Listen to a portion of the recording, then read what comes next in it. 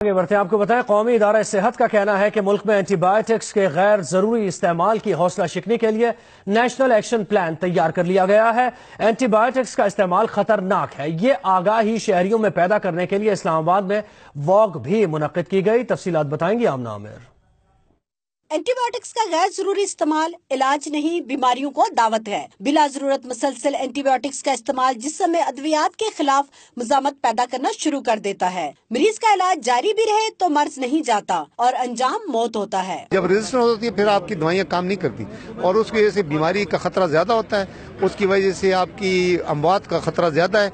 अंदाजा ये है कि फिलहाल 7 लाख लोग पूरी दुनिया में हर साल रेजिस्टेंट बैक्टीरिया से मरते हैं। बिला जरूरत एंटीबायोटिक्स इस्तेमाल करने के खिलाफ आगाही के लिए कौमी इदारा सेहत ने इस्लामाबाद में वॉक का एहतमाम किया। जो यूज है एंटीबायोटिक्स का, उसके वजह से रेजिस्टेंस डेवलप हो गई है माइक्रोब्स में, तो उसकी प्रिवेंशन और कंटेनमेंट के लिए जो स्ट्रेटेजी है, हम इसकी पॉलिसी बना रहे हैं, नेशनल एक्शन प्लान बनाया है इसके ऊपर। तो इंशाल्लाह पाकिस्तान में भी अब इसके ऊपर अमल होगा और बेहतर होगा इंशाल्लाह। माहिरीन सेहत कहते हैं जरासीम के हमलों से बचाव के लिए जरूरी है कि हिफ्ज़ान सेहत के असूलों पर अमल करें, सफाई का ख्याल रखें। कैमरामैन मोहम्मद खाकान के साथ आमना आमिर, जियो न्यूज़, इस्लामाबाद।